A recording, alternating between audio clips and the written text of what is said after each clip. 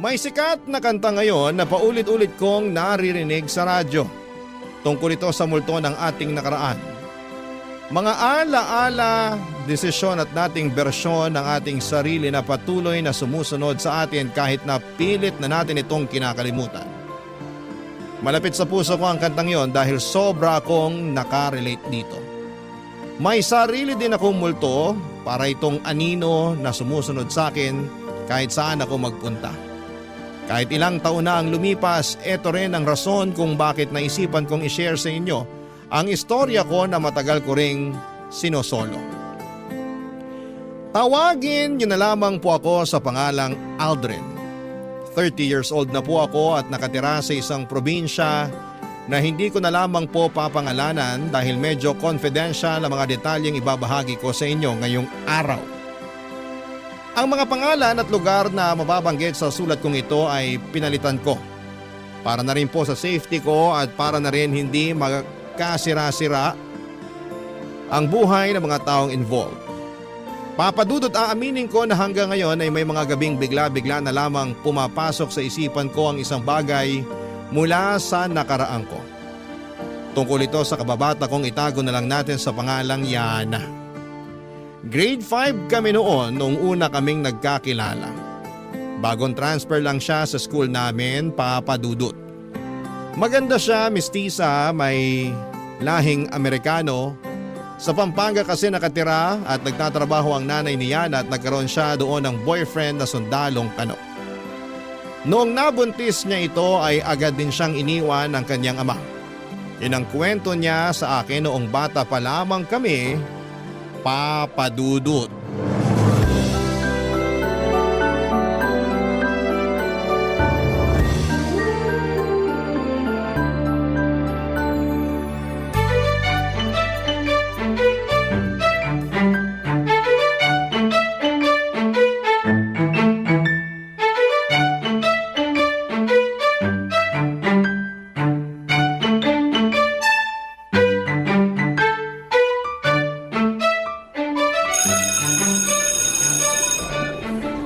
Yana, hindi ka pa uuwi?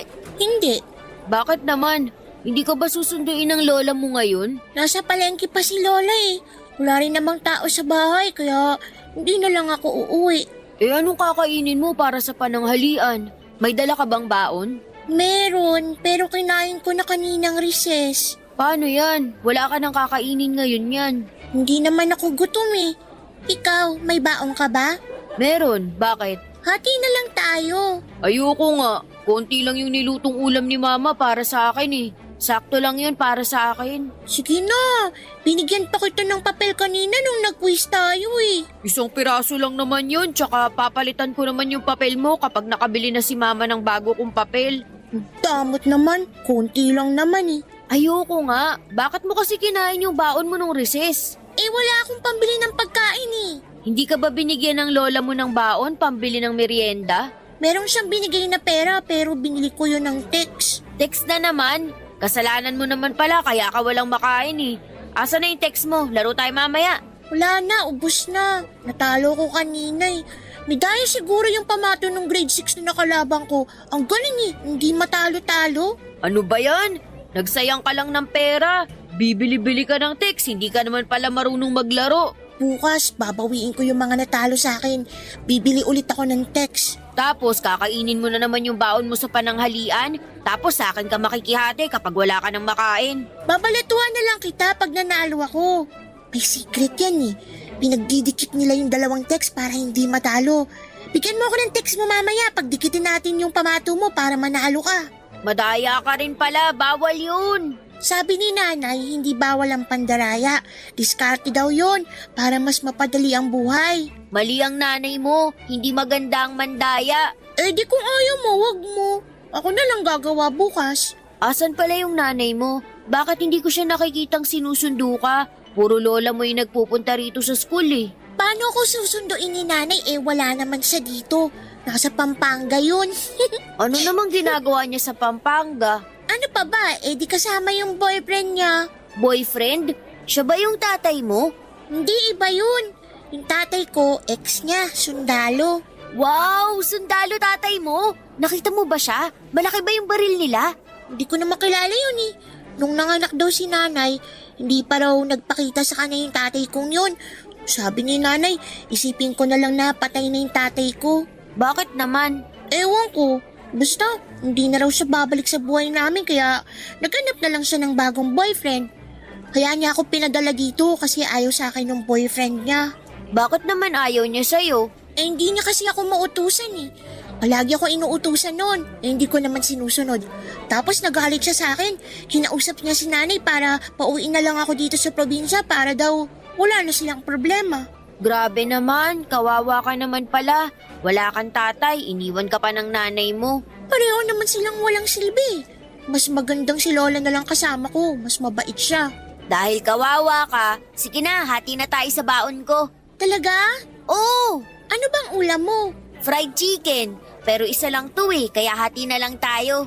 Patingin nga. Sandali.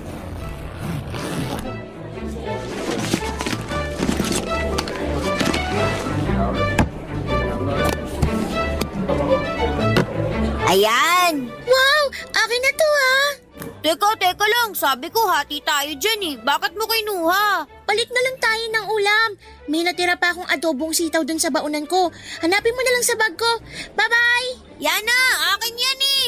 Ayoko ng adobong sitaw. Ibalik mo yan.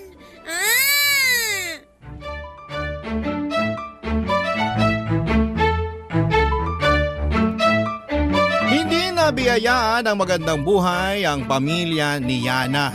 Mahirap lamang sila papadudot, isa ito sa mga dahilan kung bakit naisipan ng kanyang ina na iuwi na lamang si Yana sa probinsya para maalagaan siya ng lola niya.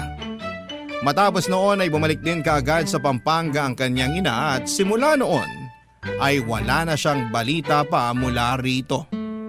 Tendera ng karnet isda ang hanap buhay ng kanyang lola. Alam ko ito, Papa Dudut, dahil simula pagkabata ay lagi ko nang nakikita ang lola niya sa palengke.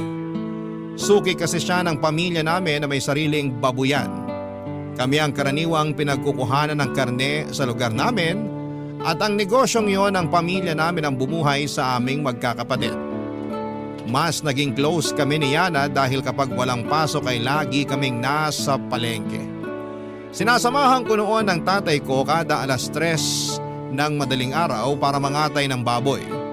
Pagsapit ng bukang liwayway ay nasa palengke na rin si Yana para tulungan naman ng lola niya sa pagtitinda. Siya karaniwan ang tagakuha ng bayad at tagasukli sa mga customers nila. Minsan ay tumatambay din ako sa pwesto nila para tumulong. Pagkatapos noon ay sabay kaming kumakain ni Yana ng pananghalian sa likuran ng palengke. Malapit sa slaughterhouse. Maraming puno ng mangga doon kaya malamig ang ihip ng hangin. Doon kami karaniwang naglalaro ng habulan at umaakyat ng puno. May mga pagkakataon din noon na nanunungkit kami ng mangga para ibenta sa palengke.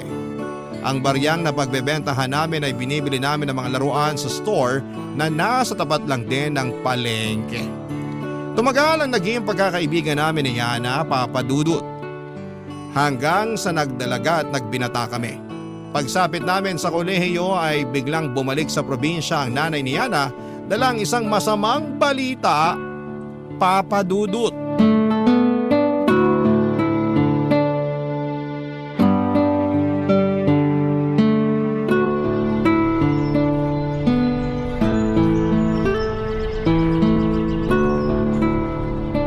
Wow, sarap naman ang hangin dito. Uy, Yana, ikaw pala. Dumaan ako sa may slaughterhouse. Ang sabi, lumabas ka raw para magpahangin. Talagang alam na alam mo kung saan ako mahahanap ah. Saan pa ba kita hahanapin kundi dito lang sa may manggahan? Eto favorite spot natin eh. Tahimik kasi rito, tsaka mahangin. Nakakakalma ng isip. Naalala mo pa ba nung nahulog ako dyan mismo sa kinaupuan mo? Nung umakyat ka para sa mangga na pagkaliit-liit. Favorite memory ko yun eh. Ang saya lang nung mga panahong yun oh. Walang problema, walang masyadong iniisip. Maliban na lang kapag may assignment tayo. Namumroblema ka pala sa assignment noon? Lagi ka nga nangungopya sa akin. Nangungopya nga, puro mali naman sagot mo. Ang ending, ako lang din yung gumagawa ng assignment natin. Mas matalino ka naman kasi. Medyo tamad nga lang. Sira ulo.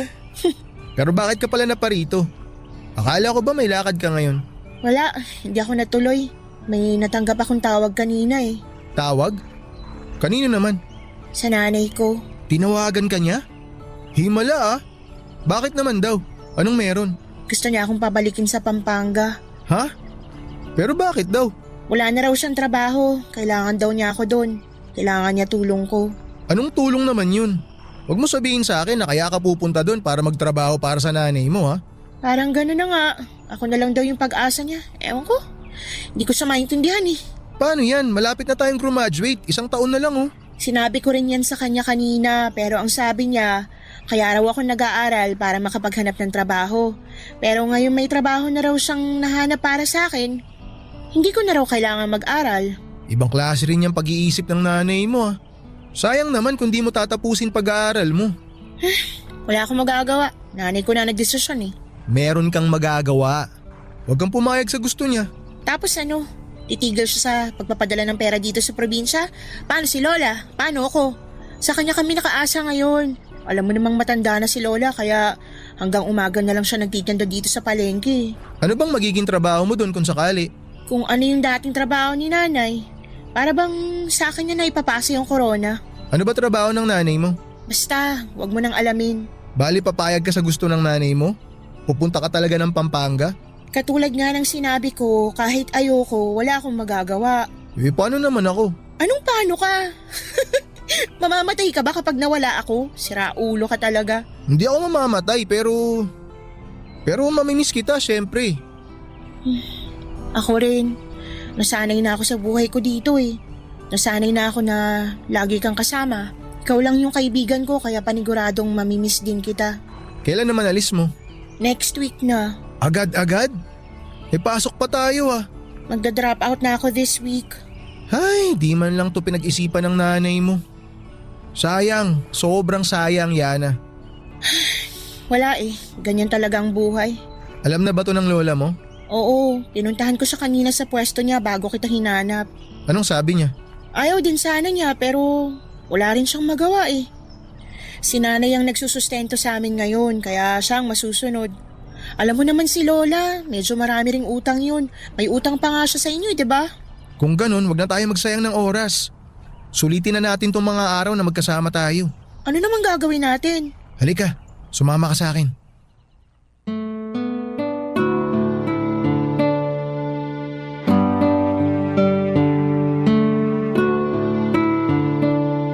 Papadudot, sobrang nalungkot ako sa nalaman kong balita na aalis na si Yana. Never pumasok sa isipan ko noon na darating din pala ang araw na magkakahiwalay kaming dalawa.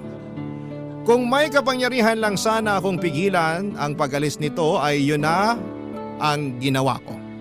Kasi wala akong laban kung isa lang naman akong kaibigan na pwedeng iwan anumang oras.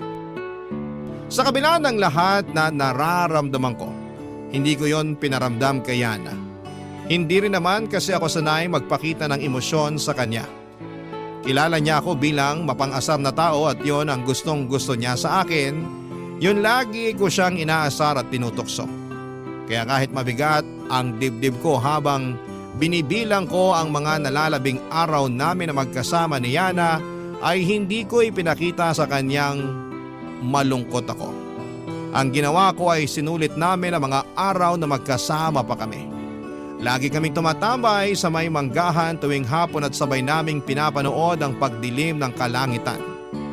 Pagsapit ng araw ng pag-alis ni Yana at ng kanyang nanay ay nagpuminit akong sumama sa kanila hanggang sa terminal. Doon ay hindi ko na napigilan ang sarili ko at napaiyak ako. Tawang-tawa pa nga sa akin si Yana dahil first time daw niya akong nakitang umiyak ulit simula nung pinaiyak niya ako. Noong elementary pa lamang kami. Tinanong niya ako kung bakit ko siya iniiyakan gayong hindi pa naman siya mamamatay. Doon ko na po inamin ang katotohanan kay Yana. Sinabi ko sa kanya ang nilalaman ng puso ko na matagal ko nang nararamdaman. Matagal na akong may gusto sa kanya. May halong lungkot ang mga ngiting ibinigay niya sa akin noong time na yon. Masaya siya na may gusto raw ako sa kanya pero nalulungkot siya noon na noong ko lang inamin sa kanya, papadudot, na matagal na raw niya itong hinihintay. Bago sila umalis ay nangako kami sa isa't isa. Nangako ako na aantayin ko ang pagbabalik ni Yana. At nangako naman siyang babalikan niya ako anuman ang mangyari. Barangay Love Stories. Barangay Love Stories. Sa mga sumunod na taon ay wala akong ibang ginawa kundi ang maghintay sa pagbabalik ni Yana. Sa mga unang taon ng paghihiwalay naming dalawa ay lagi kaming magkausap noon sa text at tawag.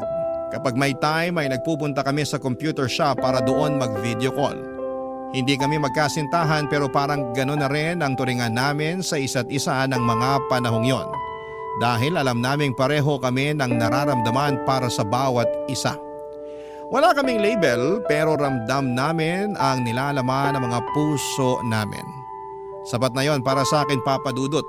Ang importante kahit magkalayo ay mapanatili naming dalawa ang komunikasyon namin. Hindi ko alam kung ano ang naging trabaho ni Yana sa Pampanga, basta ang alam ko ay hindi na talaga nito tinuloy ang pag-aaral niya doon. Tuwing tinatanong ko kung ano ang mga pinagkakabalahan niya ay lagi siyang umiiwas sa mga tanong ko. Ayaw niyang pinag-uusapan namin ang mga buhay niya sa Pampanga kaya minabuti kong wag na lamang ungkatin kung ano man ang meron siya doon. Papadudot ilang taon pa ang lumipas, ang koneksyon namin ni Yana ay unti-unting lumamlam. Siguro'y dahil nagkaroon na rin kami ng kanya-kanyang buhay noon habang tumatanda kami.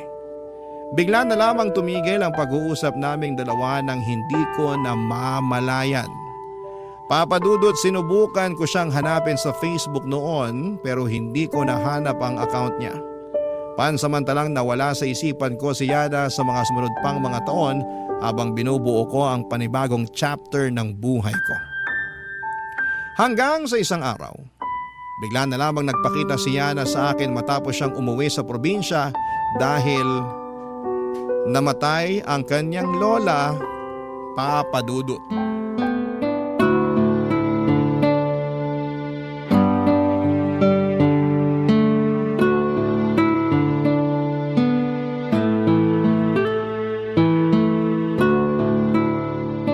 Yana, Oh my gosh! Aldrin! Ikaw na ba yan? ako nga. Condolence pala. Naikiramay ako sa pagkawala ng lola mo. Salamat. Nung nalaman ko na may uuwi raw na kamag-anak yung lola mo, ikaw yung unang pumasok sa isip ko kaya pumunta agad ako rito. Tama ka nga ng hinala. Nag-message yung tita ko kay nanay tapos minessage naman ako ng nanay ko. Bumiyahe ako agad nung nalaman ko yung balita. Kasama mo nanay mo umuwi? Hindi, mag-isa lang ako. Hindi naman kami magkasama ng nanay ko ngayon eh. Bakit naman? Wala na yun. Iniwan na naman ako as usual. Nakahanap na naman ng bagong boyfriend kaya ayun, sumama ulit sa lalaki niya. Hanggang ngayon, hindi pa rin pala nagbabago yung nanay mo. Milagro na lang siguro magpapabago sa ugali ng taong yun. Pero ikaw, ang laki na nang ipinagbago mo. Talaga? Ano nagbago sa akin? Marami. Ibang-iba ka na sa Yana na nakilala ko dati. Yung suot mo, yung mga kolorete dyan sa mukha mo. Teka, ganyan na ba talaga kahaba mga pilik mata mo kahit noon pa? Hindi, naka-eyelash extension ako. Ah, okay. Bagay naman. Bagay din sa'yo yung pulang lipstick na gamit mo. Yun lang ba yung nagbago? Ano pa ba? Yung buong style mo. Hindi na pang probinsyana.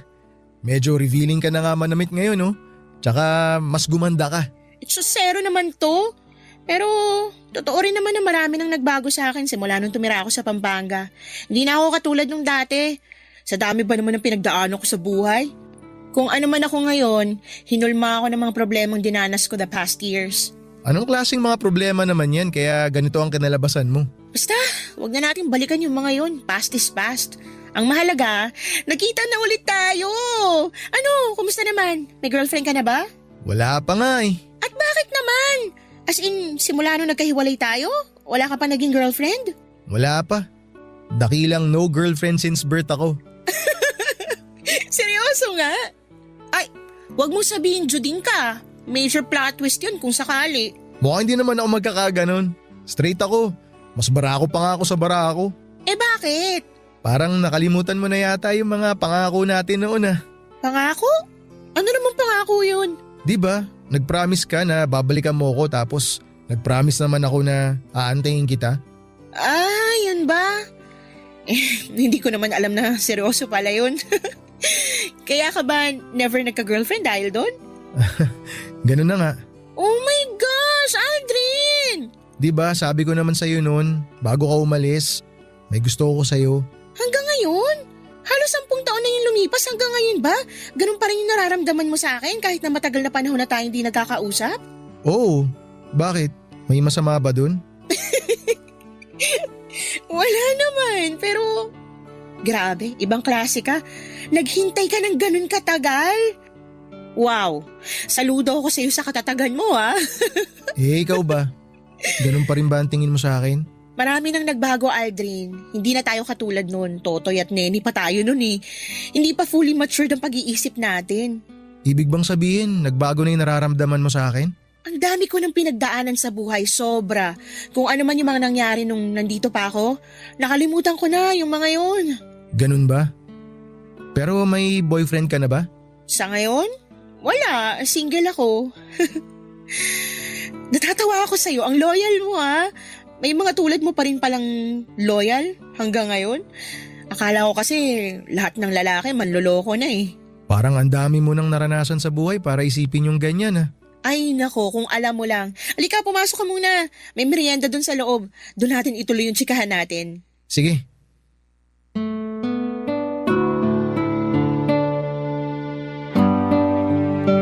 Natuwa ako noong muli ko nasilayan ang magandang mukha ni Yana.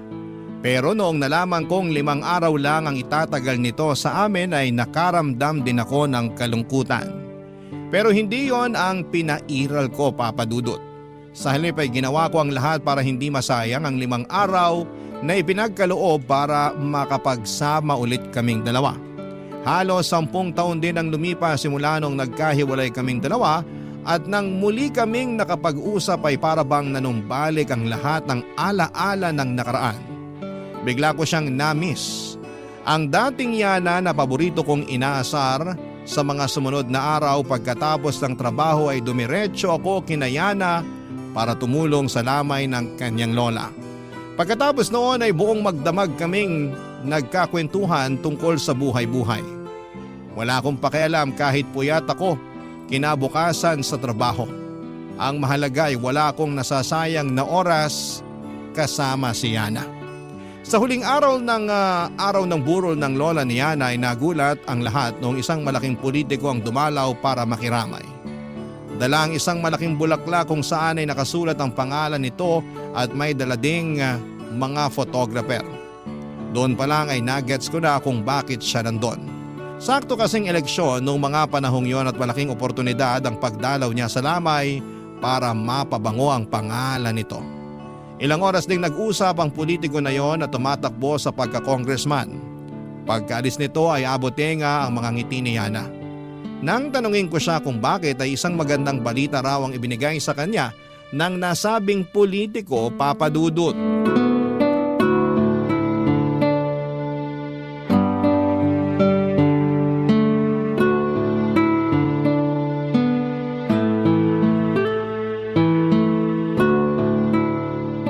Mabuti naman umalis na yung politikong yun.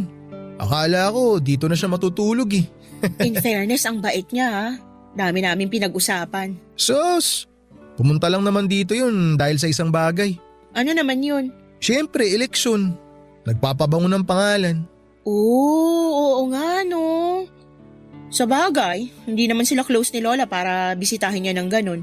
Pero kahit na, at least may ibinigay siyang abuloy. Malaking tulong na yun ha. Ano naman pinag-usapan nyo? May inoffer siya sa aking trabaho. Talaga? Anong trabaho naman daw? Hindi ko pa alam. Basta sa ngayon, tutulong daw muna ako sa pangangampanya niya tapos saka na lang namin pag-uusapan yung trabahong ibibigay niya kapag nanalo na siya. Eh paano kapag natalo? Wala ba siyang chance? Hindi ba siya malakas dito sa inyo? Malakas naman siya. Maraming sumusuporta sa kanya. Nanalo na nga yun dati. Tapos ilang taon din nagpahinga. Ngayon, babalik ulit siya sa politika. Sana manalo para mabigyan niya ako ng maayos-ayos na trabaho. Sawa na ako sa trabaho ko sa Pampanga eh. Uy, iboto mo siya ha. Pakiramdam ko, siya naman yata ang pulso ng masa ngayon. Teka, Akala ko ba 5 araw ka lang dito tapos babalik ka na ulit sa Pampanga? Ibig bang sabihin yan, dito ka na ulit sa atin? Kung mas maganda naman yung trabaho dito, bakit hindi? Kaya ako lang naman gustong bumalik sa Pampanga kasi doon may trabaho ako, nandun na yung buhay ko. Pero kung magkakaroon naman ako ng hanap buhay dito, dito na lang ako. Talaga ba? Offer pa lang naman yun, hindi ko pa tinanggap. Sabi ko kay Kong, pag-iisipan ko muna. Ano sa tingin mo? Tatanggapin ko ba yung trabaho ni Kong? Mabait naman si Kong eh. Kaya nga maraming sumusuporta sa kanya kasi madali lang siyang lapitan ng mga taong humihingi ng tulong. Ganun naman lahat ng mga politiko. Puro pakitang tao. Pero sa pagkakaalala ko, may chismis na kumalat tungkol sa kanya dati. Anong chismis naman yun? Chick boy daw yun. Bali-balita noon na marami siyang side chick. Chismis lang naman yun. Hindi, parang hindi lang chismis eh. Marami na kasi ang nagsabi nun. May hotel kasi siya tapos sa hotel na yun, may mga kinikita siyang babae tuwing madaling araw. Sa likod pa nga raw ng hotel dumadaan yung mga babae tapos service elevator daw ang ginagamit nila papunta sa kwarto. Wala ba siyang asawa? Meron, pero parang wala naman pa kayong asawa niya sa mga chismis na kumakalat. Ang mahalaga lang yata sa kanya nabibili at saka nakukuha niya yung mga gusto niya. Kasi nga, kilala yung asawa niya. Okay. Yun lang ba? Wala nang ibang mas masamang tinapay na chika sa kanya? Wala naman na. Yun na yata yung pinakamalala. Yun lang naman pala eh. Ano, kukunin ko ba yung trabaho? Ikaw, desisyon mo yan. Kung ako tatanungin mo, mas gugustuhin ko na lang na kunin mo yung trabaho na inaalok sa'yo. Kasi ibig sabihin nun, dito ka na ulit titira. Magkakasama na tayo ulit, di ba? Sige, kukunin ko yung trabaho. Di naman siguro ako babaratan ni Kong, no? Ang bilis mo naman magdesisyon. Pag-isipan mo muna. Mag-background check ka, ganun. Bakit? Ayaw mo ba? Siyempre gusto, pero mas maganda na yung wala kang pagsisisihan sa huli. Ikaw na nagsabi na maliban sa pagiging chick boy noon, wala ka ng ibang masamang maipipinta sa kanya. Paano kung kinukuha ka lang pala niya para gawing kanyang side chick? Paano kung type ka pala niya? Di mas maganda. Mahahatian ako ng yaman niya. Seryoso, papatulan mo siya? Ano ka ba? Joke lang yun. Selos ka naman agad. Di naman ako nagsiselos. Yung totoo? Hindi talaga? Sige, papatulan ko na lang siya kapag nag-offer siya na gawin niya akong side chick. Huy, gagawin mo talaga yun? Bakit? Sabi mo hindi ka magsiselos. Ang pangit naman kasi nun. Gusto mo maging side chick? Okay lang sa'yo na maging kabit ka? Why not kung mas yayaman ako dahil dun? Sisirain mo yung pangalan mo dahil sa pera? Ang seryoso mo naman masyado ka usap. Kung saan na napunta tong usapan natin. Masyado ka kasing advance mag-isip eh. Trabaho lang yung in-offer tapos napunta na sa pagiging kabit. Iniisip ko lang naman yung mga posible na mangyari. Wala ka bang tiwala sa akin? Meron, pero… Yun naman pala eh. Halika na nga, samahan mo ko. Saan tayo pupunta? Samahan mo ko, bibili ako ng Yossi. Yossi na naman? Pagkatapos ilibing ang lola ni Yana ay sinimulan agad nito ang trabaho niya para sa dating congressman. Hindi niya binanggit sa akin kung ano bang klaseng trabaho ang ibinigay para sa kanya pero hindi ko na ito kailangang tanungin pa dahil araw-araw na nakakasama si Yana sa pangangampanya ni congressman. Sobrang tuwa ko noon dahil ang ibig lang sabihin noon ay hindi na babalik pa si Yana sa Pampanga. Meaning ay araw-araw ko na siyang makakasama at hindi na kami magkakahiwalay pa.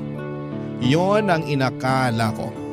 Pero mali pala ako nang naisip, Papa Dudut, dahil simula nung nagtrabaho si Yana kay congressman ay dumalang na ang pagkikita naming dalawa. Expected ko naman noon na magiging abala talaga si Yana sa trabaho niya dahil sobrang init ng labanan ng mga politiko sa lugar namin. Pagkatapos ng buong araw ng pangangampanya ni Yana ay lagi itong pagod, kaya wala na siyang oras na makasama ako.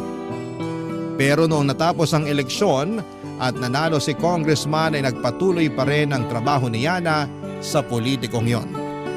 Simula noon ay natunghayan ko kung papaano nagbago ang buhay ni Yana. Nagkaroon siya ng magagarang gamit, magagandang damit at ilang alahas. Branded na noon ang mga suot nitong sapatos at bag. Hinala ko ay galing lahat yon kay congressman dahil kilala naman talaga itong mapagbigay na tao. Unti-unti ay naipaayos na rin ni Yana ang dating maliit na bahay ng kanyang lola. Ang dating Yana na nakilala ko ay unti-unting nagbago hindi lang sa pisikal na aspeto kundi pati na rin sa ugali. Malimit na lang kaming magkita noon dahil palagi siyang nasa bahay ni Congressman. Kung saan ito nagpupunta ay laging nandun si Yana na para bang siya ang sekretarya nito. Hindi ko tuloy magawa-gawa ang plano ko noon na ligawan sana siya dahil lumalayo na siya sa akin noon. Pero noong sinubukan kong magtapat kay Yana ng pag-ibig ay nalaman kong huli na pala ang lahat. Papa Dudut. Barangay Love Stories. Barangay Love Stories. Hindi na raw kami pwede, yon ang naging sagot sa akin ni Yana noong nagtapat ako sa kanya ng nararamdaman ko. Tinanggap ko yon dahil matagal na panahon na rin naman ang dumaan lalo na't hindi ko naman hawak ang puso't isipan ni Yana ng mga panahong yon. Pero masakit din pala, Papa Dudut. Lalo na kapag hindi na tinanggapan ng babaeng mahal mo ang alok mong pag-ibig. Akala ko kasi noon ay may chance pa ako kay Yana kasi mukhang hindi na mangyayari pa ang inaasahan ko. Sa mga sumunod na buwan ay mabilis na kumalat ang bali-balita na may kabit daw si Congressman. At ang hinala ng lahat ay si Yana ito. Nang mga panahong yon ay hindi na kami nagkakausapan ni Yana. Maging ang mga chat ay hindi na rin niya pinapansin. Hindi na rin siya umuwi noon sa bahay nila, sa halip ay sa isa sa mga bahay ni Congressman na raw ito nakatira ayon sa kanyang pinsan. Masakit para sa akin na pagchismisan ng mga tao ang babaeng nilalaman ng puso ko. May pagkakataon pa nga noon na nakipagtalo ako dahil imposibleng maging kabit lang si Yana. Matalino siyang tao at alam kong hindi siya papayag na maging kabit lang. Saka sobrang tapang naman ni Congressman kung magiging kabit niya ang empleyado niya gayong maganda naman ang samahan nila ng kanyang asawa. Sobrang in denial ako noon kahit na ako na mismo ang naghihinala na baka kabit na nga si Yana ni Congressman. Kitang-kita ko rin kasi ang pagbabago sa buhay nito at wala ninuman ang magbabago ang buhay ng ganong kabilis kung wala naman itong ibang kapalit. Unti-unti ay pinalaya ko na lamang ang puso ko mula kay Yana kaysa masaktan pa ako, Papa Dudut. Pero kung kailan unti-unti ko na siyang inaalis sa buhay ko, ay bigla ulit siyang nagpakita sa akin noong binisita niya ako sa slaughterhouse, Papa Dudut.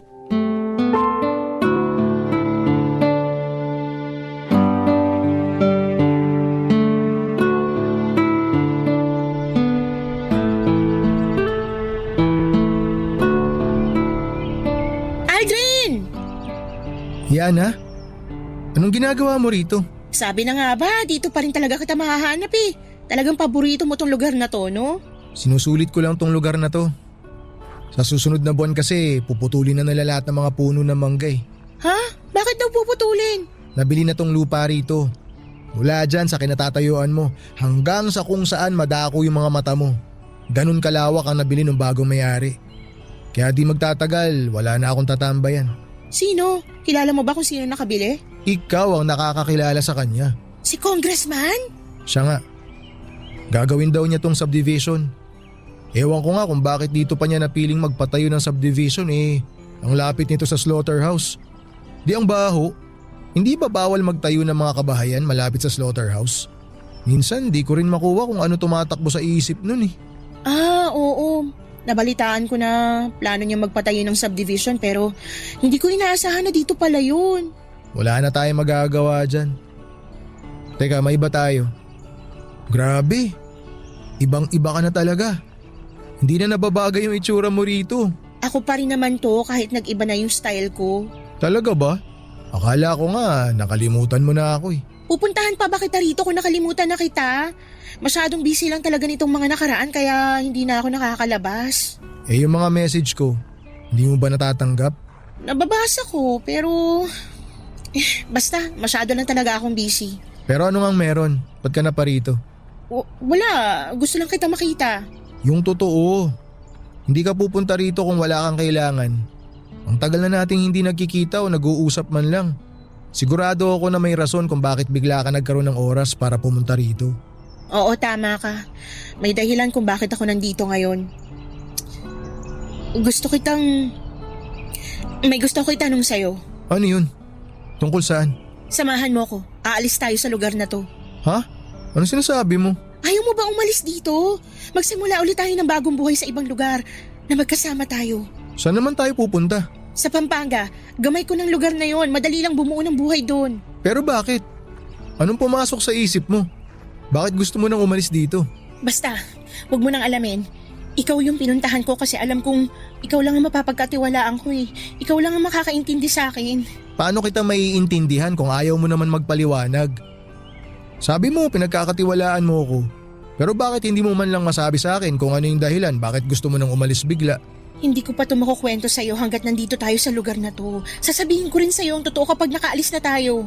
May kinalaman ba to kay Congressman? Basta, please, magtiwala ka na lang muna sa akin. Sasabihin ko rin naman sa'yo lahat kapag nakalayo na tayo. Hindi ganun kadali yung gusto mong mangyari, Ane. Bakit naman? Nasa tamang edad naman tayo Pwede na natin gawin lahat ng gusto nating gawin. Pero ano bang ibig sabihin nito? Bakit ako yung gusto mong makasama umalis? Bakit ako yung gusto mong makasama magsimula ng panibagong buhay? Dahil alam ko kung anong nilalaman ng puso mo. Mahal mo ako, diba? Ako yung gusto mo makasama. Ako yung pinapangarap mo. Ang totoo, ikaw rin naman yung gusto kong makasama Gusto rin kita. Matagal na. Ha? Pero sabi mo sa akin… Oo, sinabi ko sa'yo na nagbago na yung tingin ko sa'yo. Pero simula nung magkasama tayo ulit, bumalik lahat. Lahat ng nararamdaman ko para sa'yo noon. Ay, di ko alam. Hindi pa kita masasagot sa ngayon. Nandito na kasi yung buhay ko Ako na yung breadwinner ng pamilya namin. Hindi ko sila basta-basta maiiwan kasi sa akin sila nakaasa. Pag-isipan mo. Hindi pa naman tayo aalis ngayon 3 linggo pagkatapos ng araw na to, yun ang pinaplano kong alis natin kung sakali mang papayag ka. Sige, pag-iisipan ko. Pag-iisipan ko ng mabuti. Maraming salamat. Hindi man malinaw ang rason, alam kong may pinagdadaan ng problema si Yana ng mga panahong yon kaya niya biglang gustong umalis sa lugar namin. Ang hinala ko ay may kinalaman ito kay Congressman pero kung ano man yon ay hindi na ito ibinahagi pa sa akin ni Yana. Papadudot, napaisip ako sa anyaya sa akin ni Yana. Yun ang isang bagay na matagal ko nang inaasam, ang magkasama kaming dalawa. Ang pagkakataong matagal ko nang hinihiling ay ibinigay na sa akin ni Yana sa wakas. Nakadepende na lamang ito sa desisyon ko kung sasama ba ako sa kanya o hindi. Maraming dapat na i-consider para matupad ang gustong mangyari ni Yana. Hindi yung simpleng bagay lang na agad-agad na pinagdidesisyonan. Kapag sumama ako sa kanya sa Pampanga, ibig sabihin noon na iiwan ko ang buhay na kinalakhan ko. Hindi ko pwedeng gawin yon dahil ako na ang namamahala sa babuyan namin noon. Sa akin na nakaasa ang mga magulang ko at kapag sumama ako kay Yana ay para ko na lang ding iniwan ang pamilya ko basta-basta. Alam ko naman na darating din ang araw na hihiwalay ako sa mga magulang ko. Kapag bumuo na ako ng sarili kong pamilya pero hindi sa ganong paraan na aalis na lamang ako bigla nang wala man ng paghahanda. Dumating ang nakatakdang araw ng pag-alisana namin ni Yana. Pinuntahan niya ako sa slaughterhouse para kumustahin ako at alamin ang naging desisyon ko. Mabigat man ang loob ko ay sinabi ko sa kanya ang totoong nararamdaman ko tungkol sa kanyang plano. Napakahirap, papadudot.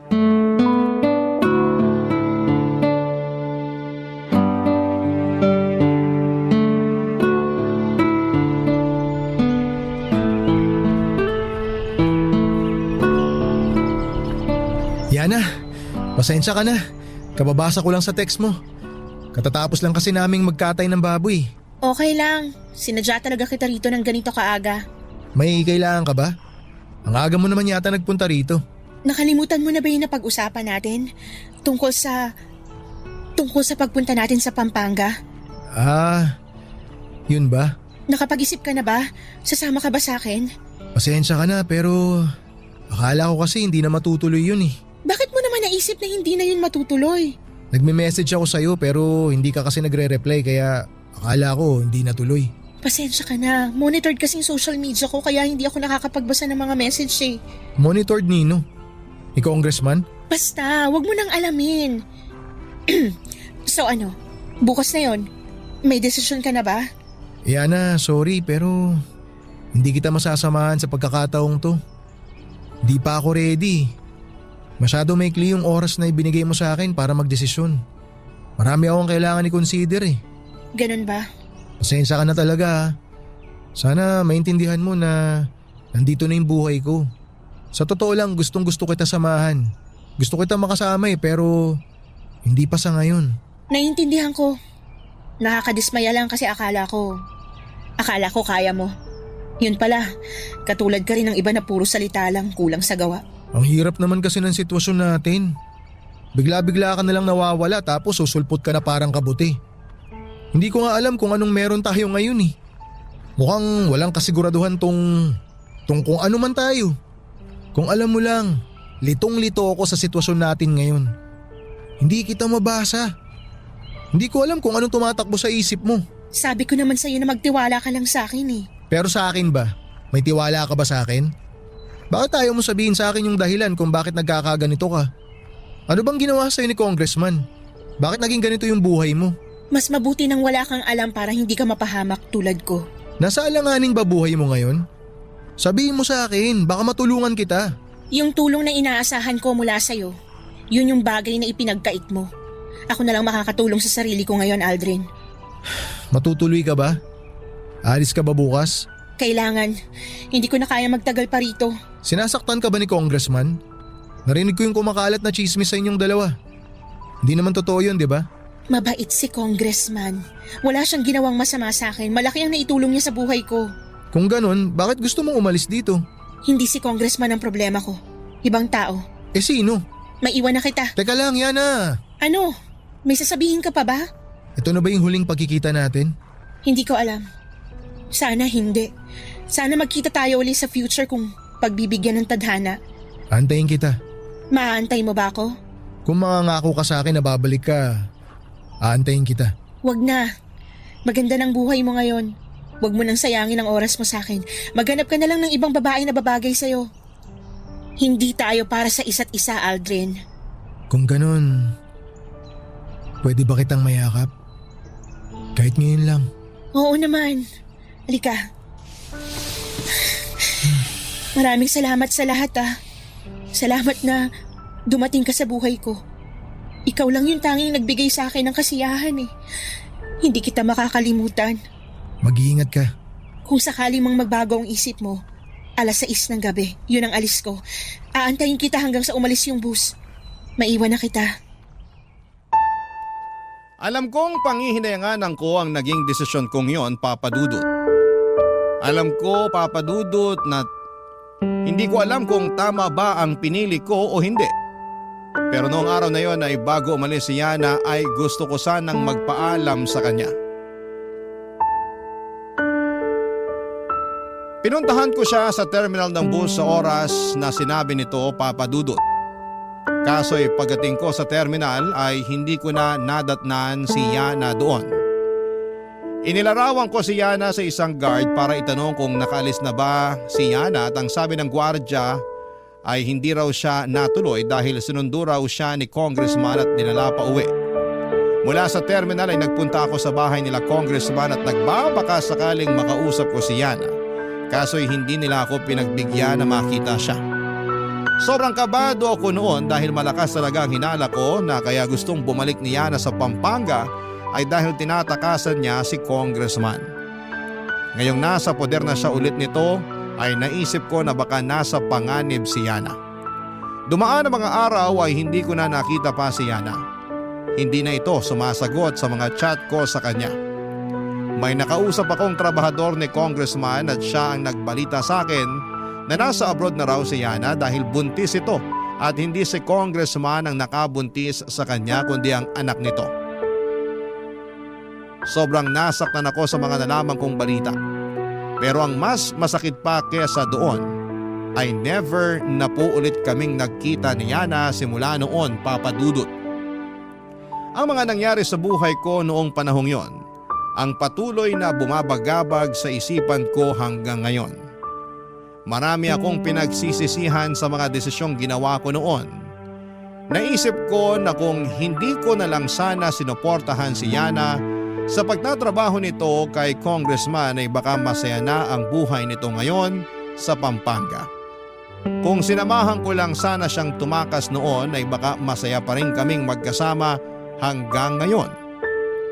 Sa ngayon, yon ang mga bagay papadudot na pinanghihinayanganan ko.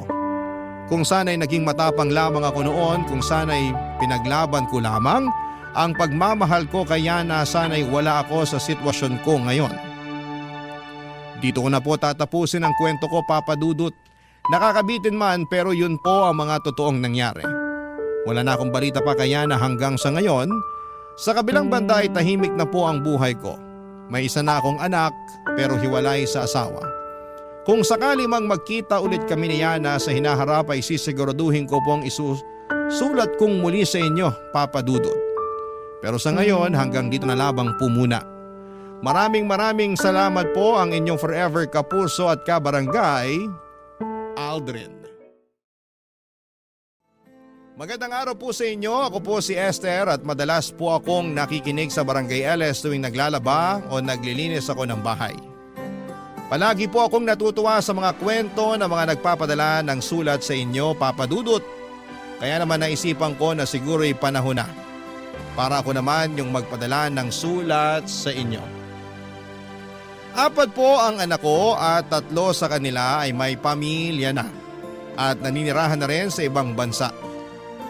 Masaya po ako para sa kanila lalo na't hindi ko akalain na magagawa ko silang palakihing mag-isa. Lalo na't noong namatay ang asawa ko pero sa awa ng Diyos. Nalampasan ko rin ang pagsubok na yon. Pero may isa po akong anak, si Jonah, na talagang naiiba sa mga kapatid niya. Hindi ko po alam kung saan ako nagkulang. Kasi siya po yung anak ko na hanggang ngayon ay feeling teenager at wala pa ring direksyon sa buhay. Yung mga kapatid ni Jonah ay nakapagtapos na ng pag-aaral pero itong si Jonah nag-drop out noong 2nd year pa lamang siya sa college. Laging sinasabi ng mga kapatid niya na masyado ko raw na-spoil si Jonah kaya siya naging ganyan. Pero hindi ko talaga lubos sa kalain na ganito ang magiging resulta ng pagmamahal ko sa kanya. Ang totoo niyan ay minahal ko lang si Jonah sa paraang alam ko. Pero ngayon ay napagtanto ko na parang inabuso niya lang yung pagmamahal na ibinigay ko sa kanya. Si Jonah po ay may anak na at siya ang pinakamahal kong apo na si Kael. Pero ni minsan ay hindi trinato ng maayos ni Jonah ang apo ko. Kasi kahit 18 na si Kael ay patuloy pa rin siya na nangungulila ng pagmamahal ni Jonah. Pero tila hindi siya nakikita ng sarili niyang ina bilang isang biyaya, kundi bilang isang pagkakamali. At bilang isang lola ay masakit po na makita si Kael na nangungulila sa pagmamahal ng kanyang sariling ina. At kahit napabayang ina si Jonah ay hindi natin may pagkakaila na siya pa rin ang nanay ng apo ko. Kaya't patuloy kong pinapaalalahanan si Jonah na sana'y balang araw ay magpakita naman siya ng kahit kaunting pagmamahal sa sarili niyang anak. Hindi pa madali pero ginagawa ko na lang ang lahat para maibigay kay Kael ang pagmamahal na hindi maibigay-bigay ni Jonah sa kanya, Papa Dudut.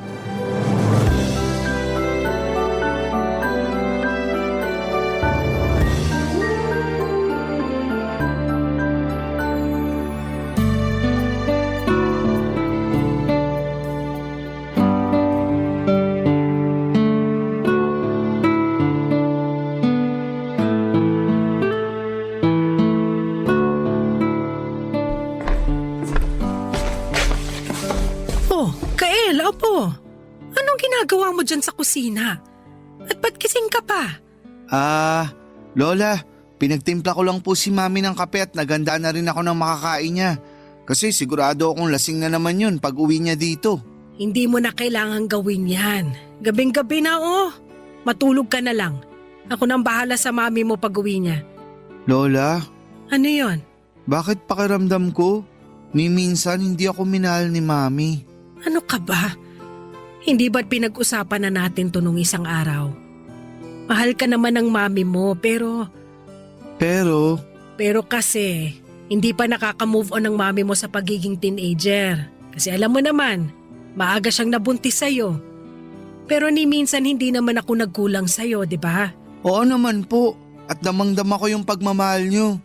Mahal na mahal ko po kayo. Mahal na mahal din kita, Apo. Sa katunayan nga parang hindi na Apo ang tingin ko sa'yo eh. Ha? Bakit naman po? Kasi para sa akin, ikaw ang bunso ko. Ang sweet nyo naman po. Sana nga po naging bunso nyo na lang ako. Nang sa ganun, hindi na ako nangungulila sa pagmamahal ni Mami. Oh, Jonah, mabuti naman at naisipan mo pang umuwi. Nako ma, kung sisermonan nyo lang ako, pagpaliban nyo na lang muna yan. May amats na ako eh. Ay, Mami, eto na nga pala oh. Pinagtimpla ko kayo ng kape at pinaganda ko na rin kayo ng makakain. Ayoko. Bigay mo na lang yan dyan sa lola mo. Pero kailangan nyo po to. Eto po yung kape. Sige na naman po. Sinabi na ayoko eh. Ba't ba ang kulit mo? Oy, Jonah, nagmamalasakit lang sa'yo yung anak mo. Pwes, hindi ko kailangan ng malasakit niyan. Kasi kayo naman yung tinuturing na nanay niyan, di ba? Hindi po sa ganun yun. Alam mo ikaw, nalibad-bara na ako sa mukha mo. Pumasok ka nga muna dun sa kwarto mo. Alis! Sige na, Apo. Sige na. Sige po. Alam mo ikaw, paano mo makukuha ang loob ng anak mo panay ang paglalakwatsa mo? Tapos sinusungitan mo pa. Para kang walang pinagkatandaan. Kung tutuusin, kasalanan nyo to eh. At paano ko naging kasalanan to, Aber? Kasi kayo yung kumukonsinti dyan sa apo nyo. Kaya lumalayo yung loob niyan sa akin kasi masyado nyong binibaby. Masyado kayong bida-bida. Hoy! Ipapaalala ko lang sa'yo na 18 na yung anak mo. At hanggang ngayon nangungulila pa rin siya sa pagmamahal mo. Wala nang ibang pangarap si Kael kung hindi ang mahalin mo siya. Kung tutuusin, ikaw lang naman tong malayo ang loob sa kanya eh. Sige, sabi nyo eh. Ay, ano to? OMG! You have received 20,000 in your account. Ah, thank you, thank you! Padala ba yan ng tatay ni Kael? Ano ba ma? Pabayaan nyo na nga muna ako. Timplan nyo na lang muna ng gatas si Kael gaya ng palagi nyong ginagawa. Kaya lumalaking baby damulag eh. Alam mo naman na ni minsan hindi ko pinakialaman yung pinapadala ng tatay ni Kael sa'yo, di ba? Pero tatapatin na kita. Kailangan ko ang perang yan. Ano? Utang na loob? Banira kayo ng moment eh. Ipapaalala ko lang sa'yo ulit na para kay Kael yung perang yan. At ang tagal-tagal kitang pinagbigyan, Jonah. Pero ngayon kailangan ko ang pera na yan kasi delayed yung pasok ng pensyon ko. Pero may paggagamitan na ako nitong pera. At saan mo naman gagamitin? Sa mga kapritsyo mo? Para sabihin ko sa'yo, hindi kita sinisingil ng renta dito sa bahay. At ako rin na nagbabayad sa lahat ng mga gastusin dito. Ah, so nanunumbat kayo? Hindi sa ganun yun. Alam mo naman nakakatapos lang ni Kael sa senior high, di ba? Kailangan ko ang perang yan kasi pinaghahandaan ko ng pangkolehiyo niya. Ma, matagal pa yon. Antayin nyo na lang yung pension nyo, okay? Alam mo ikaw, patagal na kitang pinagbibigyan at pinagpapasensyahan. Paano ko sabihin ko kaya sa tatay ni Kael na hindi mo binibigay sa anak niya yung perang pinapadala niya sa'yo? Sige, subukan nyo. At pinapangako ko sa inyo na magkakagulo tayo dito. Nagngingit-ngit po ako sa galit ng gabing yon, Papa Dudut. Kasi ako po ang sumasagot sa lahat ng gastusin dito sa bahay. Pero ni minsan ay hindi ko pinakialamanan yung pinapadala na sustento ng tatay ni Kael. Kasi may sarili naman akong pera na nakukuha mula sa pensyon ko. At hindi naman labag sa loob ko yung perang ginagastos ko para sa apo ko kasi mahal na mahal ko naman yon. At kahit na gano'n ang ugali ng anak ko na si John ay hindi ko pa rin siya magawang palayasin sa bahay ko dahil mahal ko silang pareho ni Kael. Pero may nararamdaman po akong selos kay Jonah. Parang may inggit siya sa atensyon at pagmamahal na ibinibigay ko kay Kael. Pero sana po ay hindi siya magselos kasi Ang tanging gusto ko lang naman ay magkaayos sila ng apo ko. At isa pa, ako na po ang nag-aasikaso sa lahat ng pangangailangan ni Kael. Pati ang pangmatrikula, baon at iba pang kailangan niya. Ako ang sumasagot sa lahat ng yon, pero bakit ganon? Bakit parang hindi nakikita ni Jonah ang lahat ng ginagawa ko para kay Kael? Bakit hindi niya pinapahalagahan ang pagmamahal na ibinibigay ko sa apo ko? At bakit ni minsan hindi man lang niya naisip na tulungan si Kael? Kaya po isang araw ay nakapagdesisyon na ako na i-message yung tatay ni Kael sa Facebook para ipagtapat sa kanya na hindi napupunta sa anak niya yung pera na pinapadala niya kay Jonah. Mabuti na lang at nag-reply siya at sinabi niya na simula sa araw na yon ay sa akin na niya na lamang ipapadala ang sustento para kay Kael. Ang totoo niyan, dapat ay matagal ko nang ginawa ito, Papa Dudut. Pero ngayon lang ako nagkaroon ng lakas ng loob kasi napuno na talaga ako na ayaw akong pagbigyan ni Jonah ng mga panahong na-delay ang pagpasok ng pension ko. Lumipas ang isang buwan at napansin na ni Jonah na wala na siyang natatanggap na pera mula sa tatay ni Kael. Nang malaman niya na ako ang dahilan kung bakit hindi na siya nito pinapadalhan, agad niya akong kinumpronta. Pero ang hindi ko po alam, ng mga panahon na yon ay higit pa pala sa pera yung pagtatalunan namin, Papa Dudut.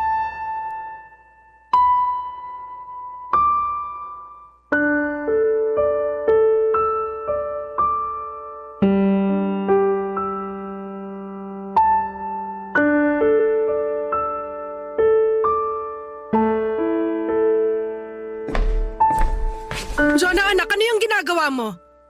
Bakit may mga maleta dito sa sala, ha? Akala nyo ba hindi ko malalaman yung ginawa nyo? Bakit? Ano ba ang ginawa ko? Sinabi nyo sa tatay ni Kael na winawaldas ko lang yung perang pinapadala niya sa mga walang kwentang bagay. Bakit hindi ba totoo naman? Oras na para malaman ng tatay ni Kael na nilolokong mo lang siya. Wala kang karapatan na makialam sa personal ko na buhay. Ang sabihin mo, ginawa mo yun dahil gusto mo na sa'yo mapunta yung sustento na para kay Kael. Ganid mo sa pera. Ilang taong kong tiniis yung hindi mo pagsusustento sa sarili mong anak. Pero sumasobra ka na. At talaga ba, Jonah?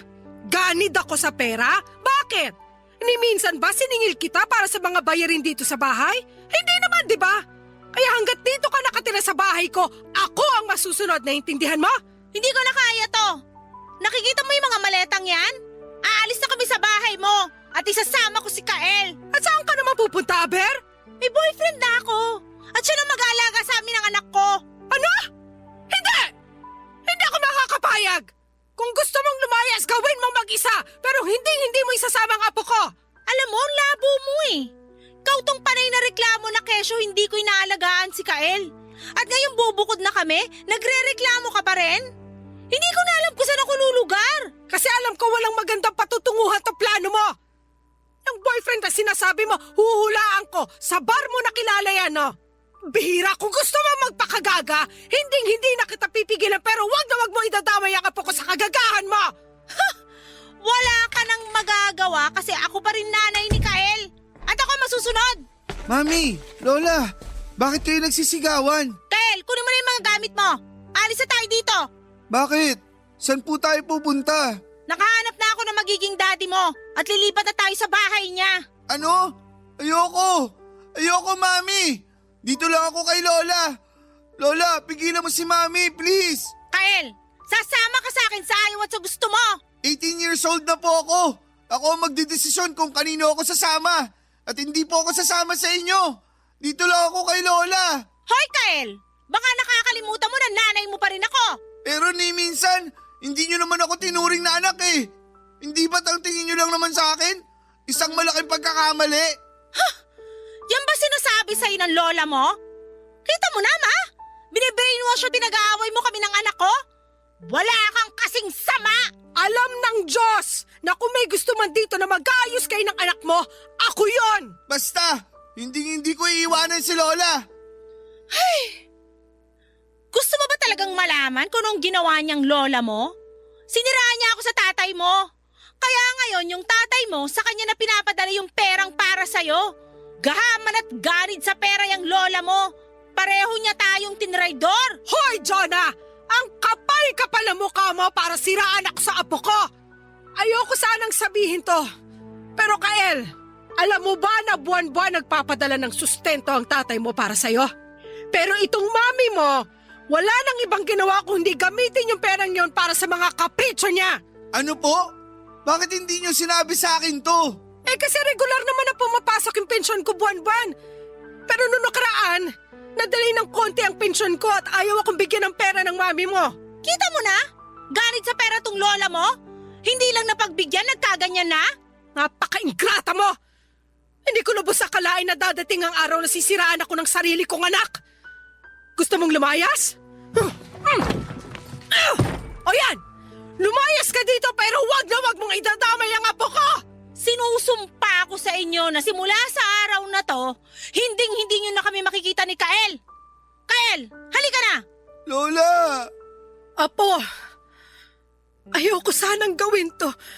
Pero sa tingin ko, mas makakabuti siguro kung sumama ka na muna sa mami mo. Ano? Bakit nagbago yung isip niyo? Ayoko po! Lola naman! Ayoko!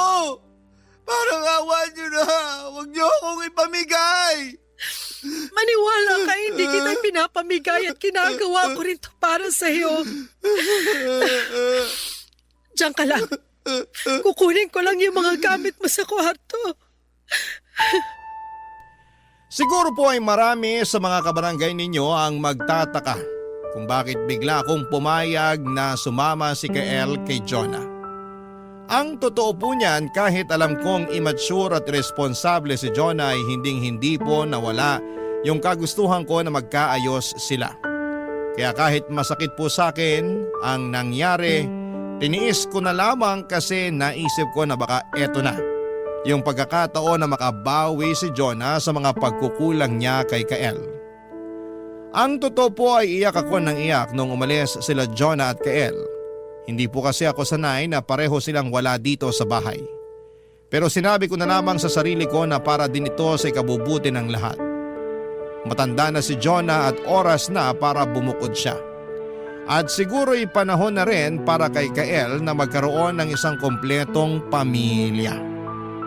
Pero ang totoo niyan, Papa Dudut, hindi ko po kilala yung boyfriend ni Jonah. Ni minsan ay hindi siya ipinakilala sa akin ni Jonah. Kaya hindi ko alam kung anong klaseng tao siya. Pero sigurado po ako na nakilala ni Jonah siya sa isang bar. Kasi yun lang naman ang mga pinupuntahan niya, mga gimikan at inuman. Papa Dudut, alam ng Diyos na araw-araw kong ipinagdarasal na sana'y mabait at maayos yung karelasyon ni Jonah. Kasi alam ko na ang apo kong si Kael ang pinakamaapektuhan sa lahat ng ito. Oo, 18 years old na si Kael pero alam ko na sa kabila ng edad niya, may mga bagay pa siyang hindi lubos na nauunawaan. Kaya sana huwag sayangin ni Jonah yung pagkakataon na magkasama na sila ni Kael. Papa Dudut. Barangay Love Stories. Barangay Love Stories. Lumipas ang mga linggo at wala na akong narinig na balita mula sa anak at apo ko. Nang mga panahon na yon ay iniisip ko na siguro'y masaya na sila sa bago nilang buhay kasama yung boyfriend ni Jonah. Aaminin ko po na nasaktan ako nang hindi na sila nagparamdam sa akin pero tiniis ko na lamang. Kasi ang tanging nais ko lang naman ay maramdaman ni Kael na may ama or father figure siya sa buhay niya. Nang mga panahong yon ay nilibang ko na lamang ang sarili ko. Nakikipagkita ako sa mga kaibigan ko at nagsimula akong maglaro ng bingo. Para kahit papaano ay matuwa naman ako at hindi ko maramdaman ang lungkot na dulot ng pagkawala ni Kael sa bahay. At least, sa ganoon ay hindi ko gaanong naramdaman yung puwang na iniwan niya.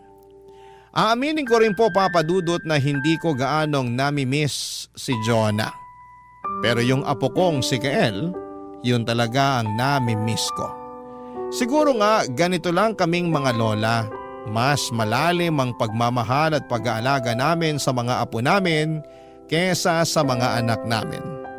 Tandang-tanda ko pa yung araw na iniyakan ko pa yung picture namin ni Kael. Ang sakit-sakit po sa pakiramdam noon kasi ako na ang tumayong nanay at lola niya. Pero may mga bagay talaga akong kailangang tiisin at isakripisyo para sa kapakanan niya. At nung akala ko na hindi ko na siya makikita o makakausap, isang araw ay may natanggap po akong tawag. Hindi ko po kayang ilarawan ng tuwa ko nang marinig ko ang boses ni Kael. Parang nagbalik ang saya sa buhay ko. At kahit malayo siya, ramdam na ramdam ko pa rin ang pagmamahal niya, Papa Dudut.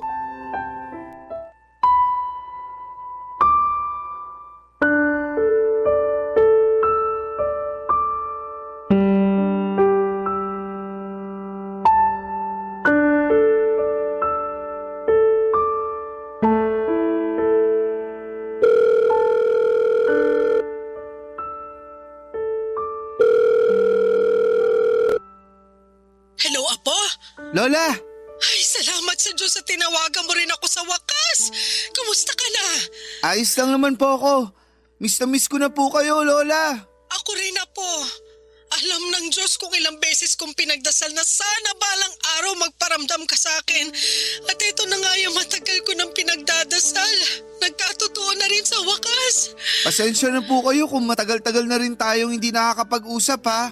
Ang totoo niyan, ilang beses ko kayong sinubukan tawagan ng mami mo. Pero mukhang palaging nakapatay yung mga telepono nyo. Ano ba kasi ang nangyayari dyan, Apo? Ayos lang ba kayo ng mami mo? Ayos lang naman po kami. Pero Bakit? May problema ba? pinagbawalan na kasi ako ni Mami na kausapin kayo. Ang totoo nga po niyan, kinuha na sa akin ni Mami tong cellphone ko. Pero nahanap ko rin yung cellphone ko sa drawer niya. Kaya kayo po yung una kong tinawagan. Magsabi ka nga sa akin ng totoo. Pinagmamalupitan ka ba ng mami mo dyan? Kael! Apo! Umiiyak ka ba? Ayoko na po dito. Pabalikin niyo na po ako dyan. Parang awa niyo na po. Alam mo naman na palaging bukas ang pinto ng bahay ko para sa'yo, di ba? Hoy, Kael! Hindi ba kinuha ko na yung cellphone mo? Walang yakang bata ka? Kinuha mo yung cellphone sa drawer ko? Pero si Lola lang naman po yung kausap ko eh. Mismo! Yan ang dahilan kung bakit ayaw na ayaw kong nahawakan mo yung cellphone mo. Kasi sigurado ako magsusumbong ka lang sa kanya. Sobrang unfair niyo naman po sa akin. Anong gusto niyo? Yung kalimutan ko si Lola ng ganun-ganun na lang? Kung tutusin, mas naging ina pa siya sa akin kaysa sa inyo. Aray! Hayop ka! Kailan mo pa titigilan yung lola mo, ha? Ipapaalala ko lang sa'yo na dito ka nang galing sa sinapupunan ko. At ako lang yung nag-iisa mong nanay. Naintindihan mo? Galing nga ako sa sinapupunan niyo. Pero ni minsan hindi ko naramdaman yung pagmamahal ng tunay na ina galing sa inyo. Hoy, Kael! Huwag kang bastos! Bumalik ka dito! Nakita mo na yung ginawa mo, ma? Jonah! Umamin ka nga sa akin, minamaltrato mo ba yung bata? Utang na loob, ma! Matagal na namin kayong nilubayan, kaya please lang! Lubayan nyo na rin kami! Pero sa narinig ko kanina, sigurado ako na hindi mo tinatrato na maayos ang apo ko. Jonah, anak! Parang awa mo na kung hindi mo kayang alagaan ng maayos si Kael, ibalik mo na lang siya sa akin. Anak, tinanggal nyo yung karapatan nyo na maging ina ko nung araw na nagdesisyon kayong i-chat yung tatay ni Kael na tigilan na yung pagpapadala sa akin ng sustento. Hanggang ngayon ba yung pa rin ay kinasasama ng damdamin mo? Oo! Hinding-hindi ko makakalimutan yung ginawa nyo na yon. Tinraidor mo ako, ma! Pero di bali na lang kasi maayos na kami dito. Kaya utang na loob, wag mo na kaming kakausapin kahit kailan. Hoy! Umamin ka nga sa akin! Pinagmamalupitan niyo ba ng kinakasama mo ang apo ko? Ano? Sino naman nagsabi sa inyo niyan? Si Kael? Hindi! Pero sa tono ng bata, sigurado ko na may hindi magandang nangyayari dyan. Mawalang galang na, ha? Pero mukhang nag-uulyanin ka na kasi kung ano-ano na lang naiisip mo eh. Napakabastos mo talaga.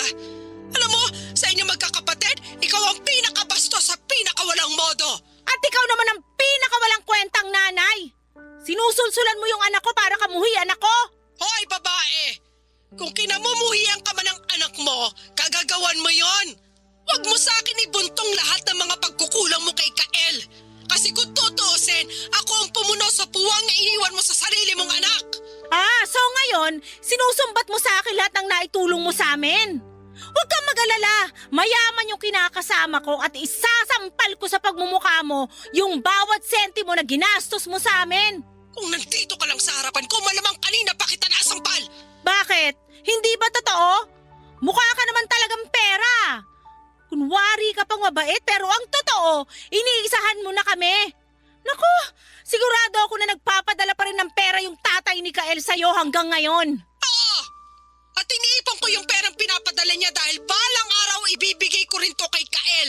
Galing ka sa pera, matanda ka. Wisit!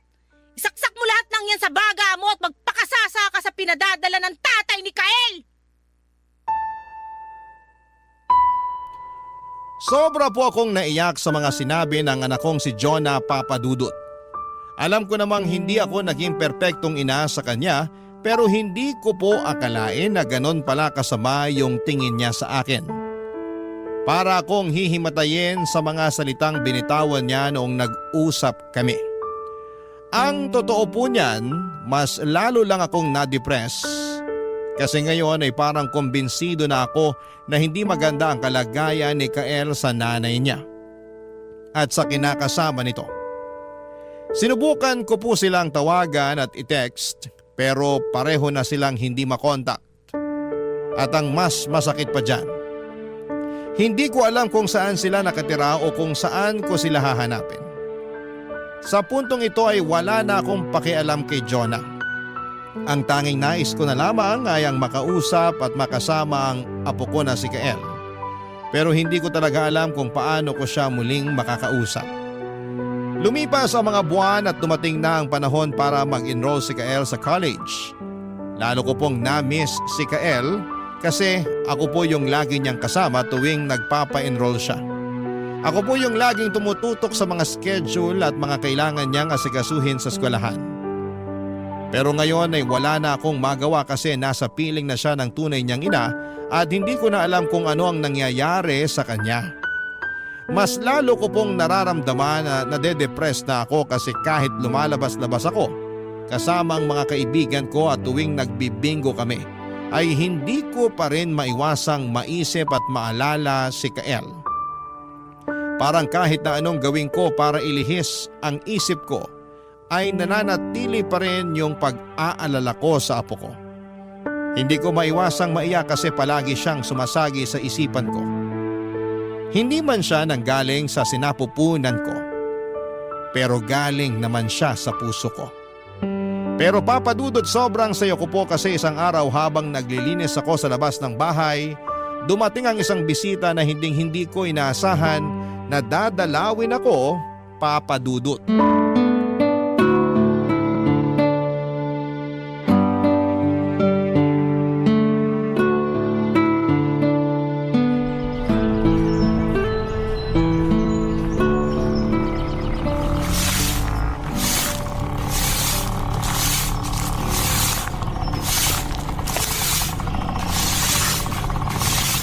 Lola!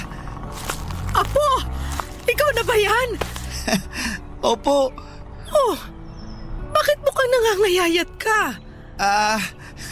Dahil po ako eh.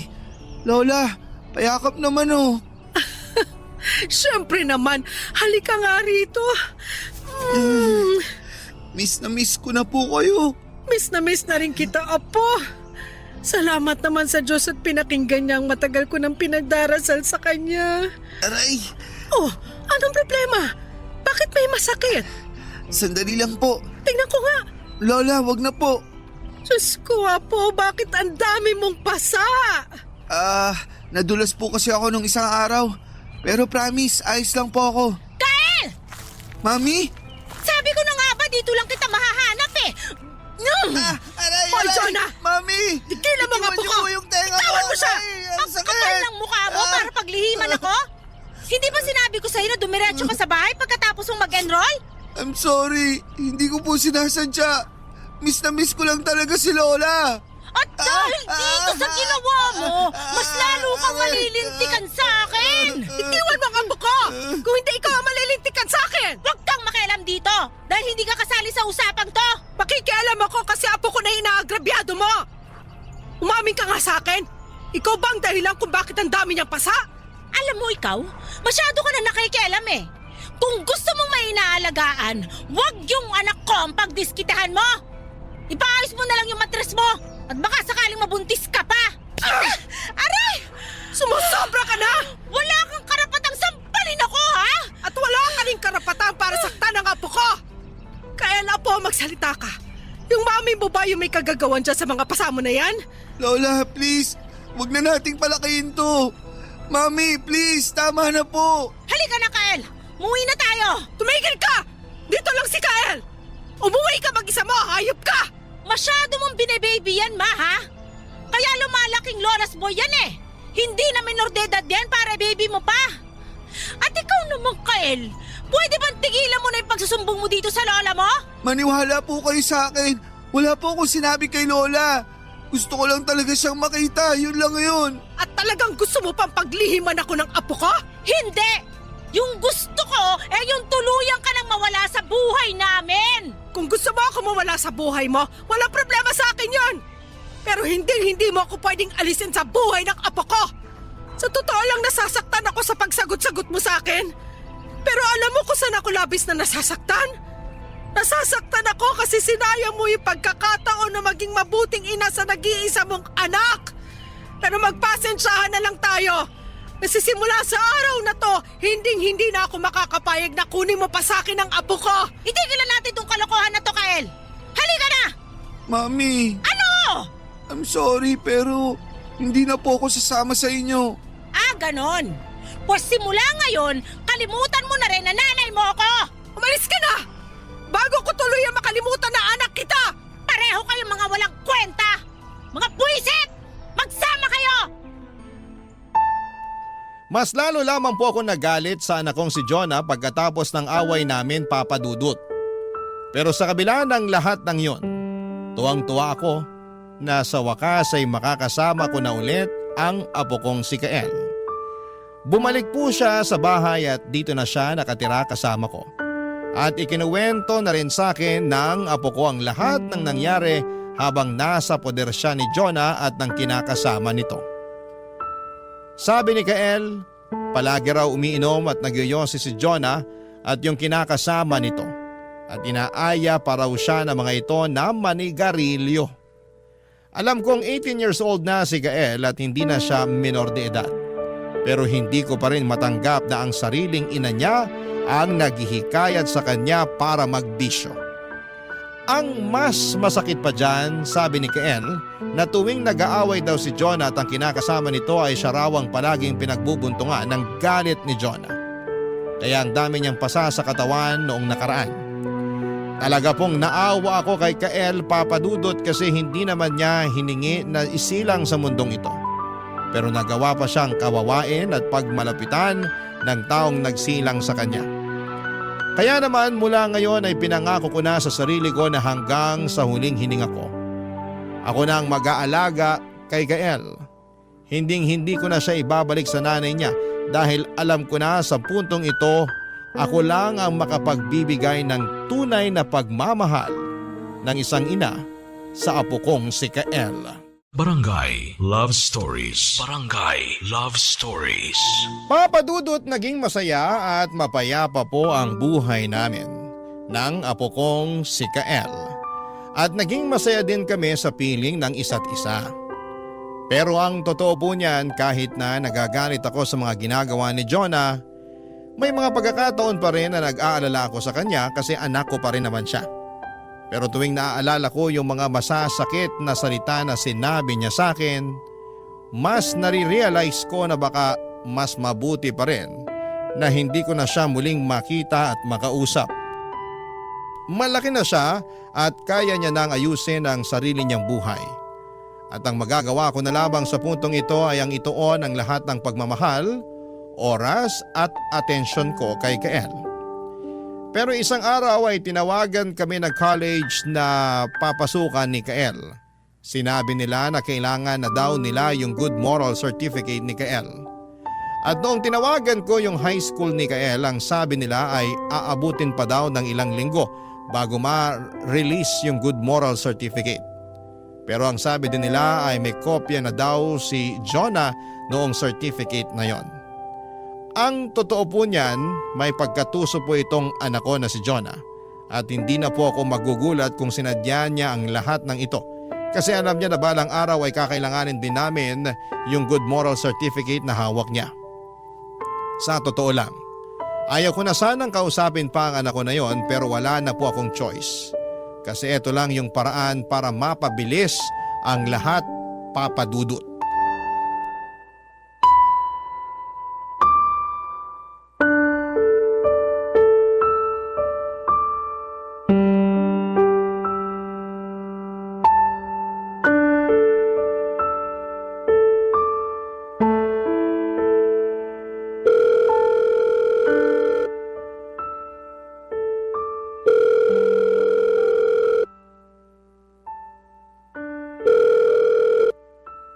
O ano?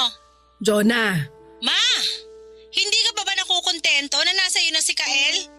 Ano ba bang gusto mo sa akin, ha? hinihingi na nung college ni Kael yung good moral certificate niya. Yan lang ba yung tinawag mo? Ano ba yan? Alam kong nasa sayo yon. Kasi tinawagan ko yung high school ni Kael at ang sabi nila may kopya ka na raw nun. Pero hahanapin ko pa yun eh. Wala akong panahon, okay? At isa pa, tumawag ka na pala sa high school ni Kael. So ba't hindi ka nalang manghingi ng panibagong kopya? Matatagalan pa kung magre-request pa ako ng bagong kopya. Ibigay mo na lang sa akin yung good moral na nasa iyo para matapos na to. Wala akong pakialam sa lintik na good moral na yan. Sa totoo lang nakakabala ka na, Ma. At utang na loob lang. Magkalimutan na tayo. Kung hindi dahil kay Kael, malamang hindi na kita tinawagan. Kaya parang awa mo na. Ibigay mo na lang sa akin yung good moral ni Kael. Hindi ba kinuha mo na sa akin yung anak ko? O edi panindigan mo yung pagiging nanay mo sa kanya nang hindi ako kinukulit? Hindi ka man lang ba naaawa sa anak mo, ha?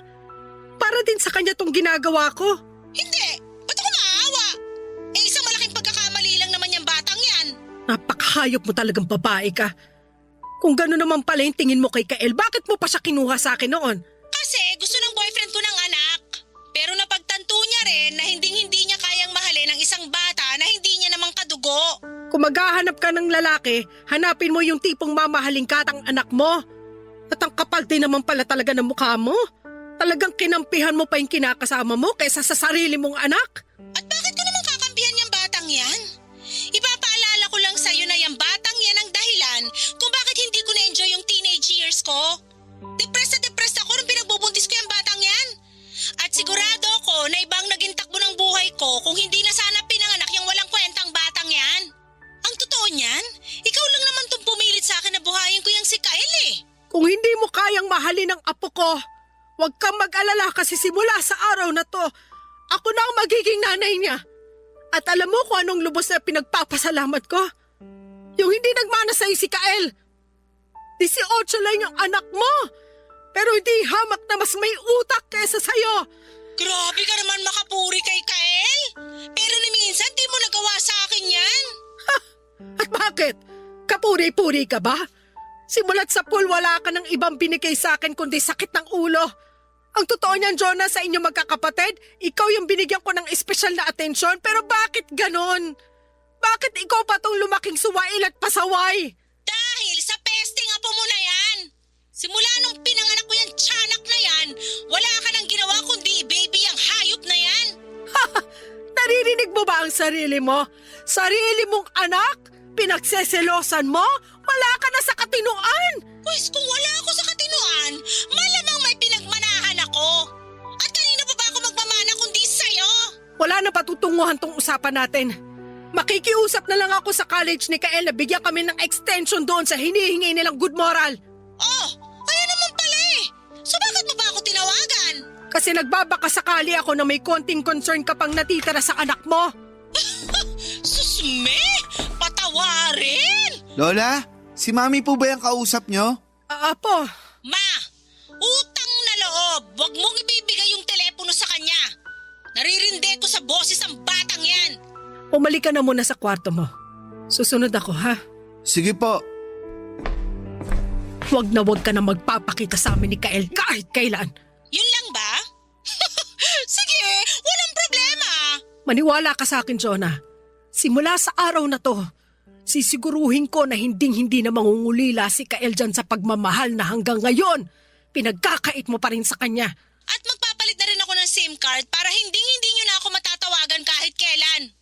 Sige na, bababa ko na to.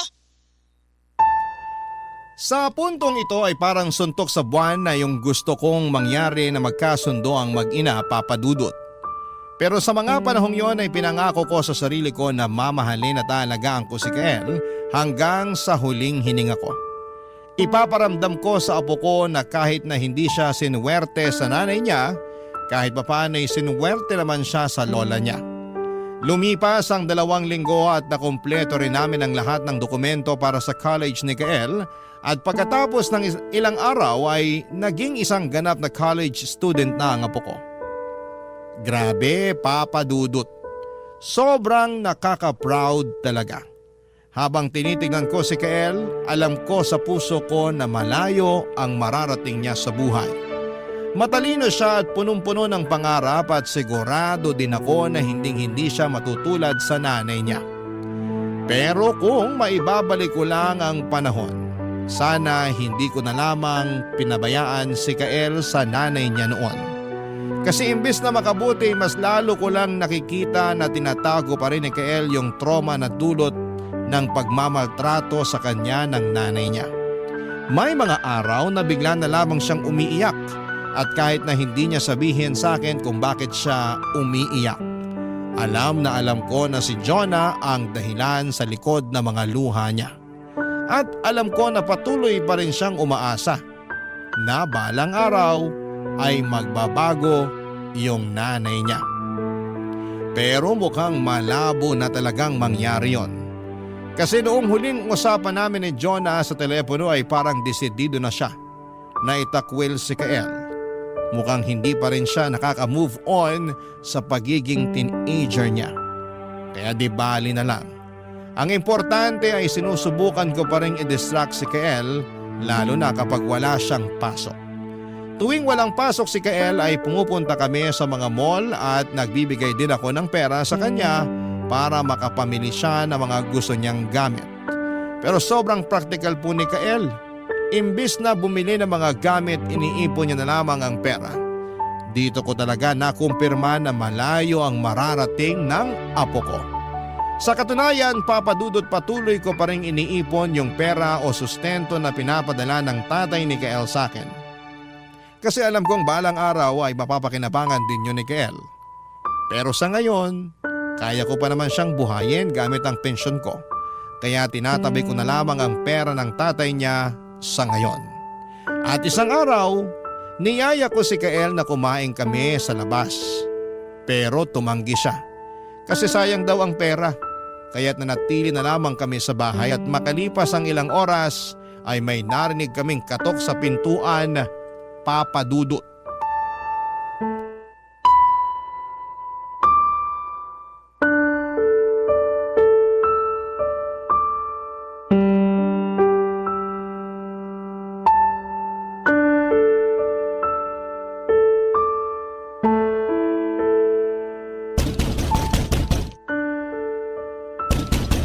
Andyan na! Sandali lang!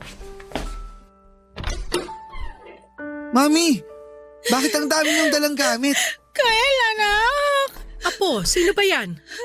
Hoy, Jonah, anong ginagawa mo rito, ha? Ma! Sana mapatawad niyo pa ako. I'm sorry po. Ang galing mo rin naman. Parang kailan lang diring-diri ka sa amin, ha? Tapos ngayon humihingi ka ng tawad? Hindi ko sinasadya lahat ng mga sinabi ko sa'yo noon. Nadala lang po talaga ako nung galit ko nung mga panahon na yun. Tigilan mo nga yung kakadrama mo. Magsalita ka, anong kailangan mo sa amin? Ha? Wala po akong kailangan sa inyo. Gusto ko lang po talaga humingi ng tawad sa inyo. Kalokohan! Kilala kita. Hindi ka magpapakumbaba at hihingi ng tawad kung wala kang mahihita. Kaya magsalita ka na bago pa ako mawala ng pasensya sa'yo. Ma!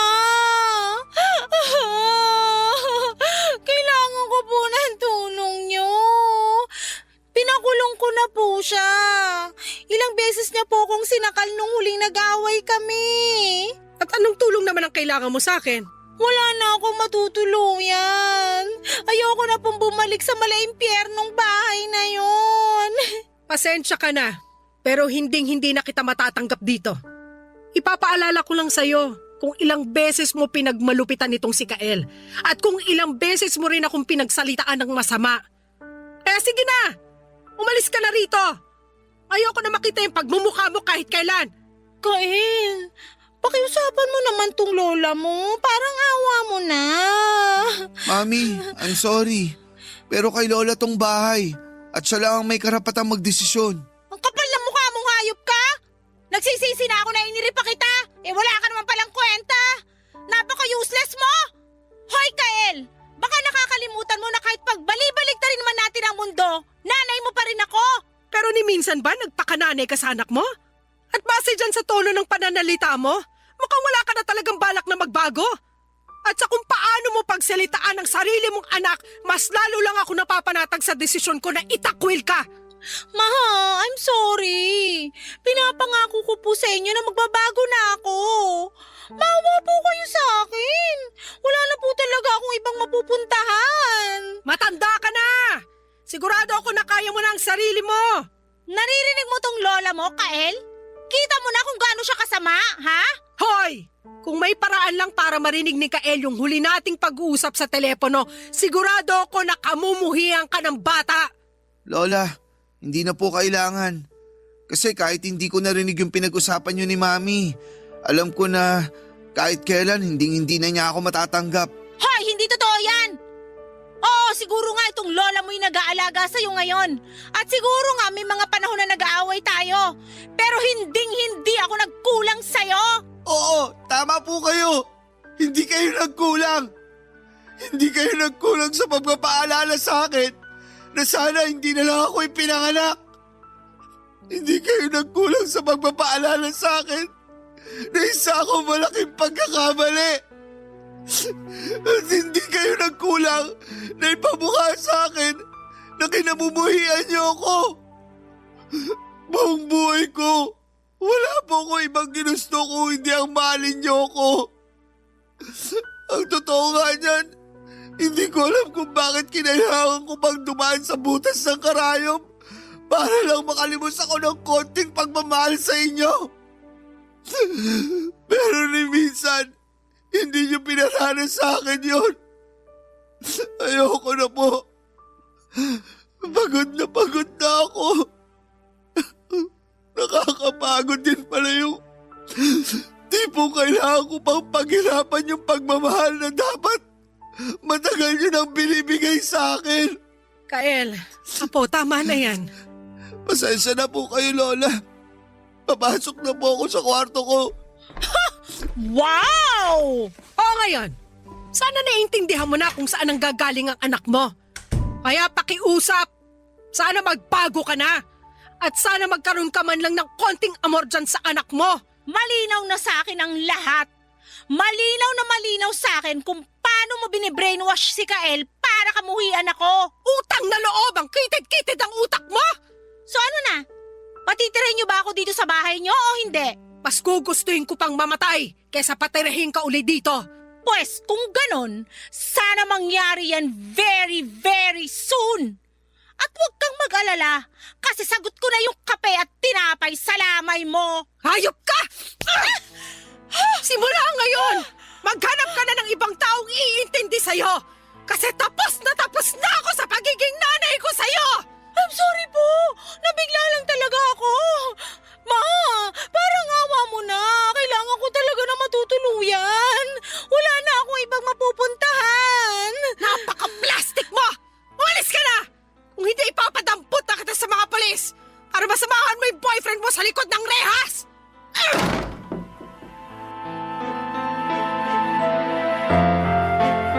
Pagpasok ko po sa kwarto ni Kael ay nakita ko siyang umiiyak at parang wasak na wasak dahil sa naging usapan nila ng nanay niya. Ang totoo po niyan, Papa Dudut, pati ako ay nalulungkot at nanlulumo para sa apo ko.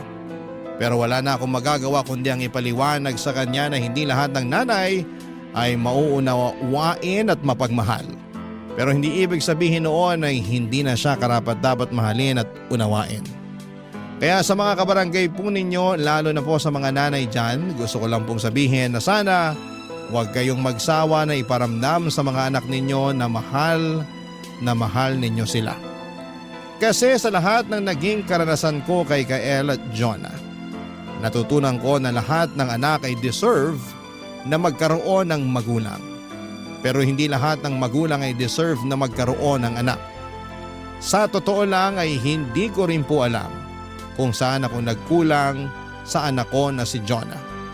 Alam ng Diyos na ginawa ko ang lahat ng makakaya ko para mapalaki siya ng maayos. Pero habang sinusulat ko po ito ay napagtanto ko na ang naging kasalanan ko ay yung hinayaan ko si Jonah na lumabas-labas sa mga club at bar. Pero wala na po akong magagawa pa. Nangyari na ang mga nangyari at ayon sa mga kakilala ko ay nagkabalikan daw si Jonah at yung boyfriend niya na pinakulong pa niya dati. Pero ayoko na pong ma-stress, Papa Dudut. Matanda at malaki na yung anak ko na yon. Kaya sa puntong ito ay hahayaan ko na lamang siyang matuto mula sa sarili niyang pagkakamali. At sa ngayon ay masaya na po ako at kontento sa piling ng apo kong si Kael. Patuloy siyang nagsusumikap sa pag-aaral at patuloy kong pinagdarasal na sana ay makamit niya ang lahat ng mga pangarap niya balang araw. Papa Dudut, alam ko po na medyo mabigat ang kwento ko pero maraming salamat pa rin po kasi binigyan ninyo ako ng pagkakataon na maibahagi ito sa inyo ang mga nangyari sa buhay ko. Ang inyong forever kapuso at kabarangay, Esther.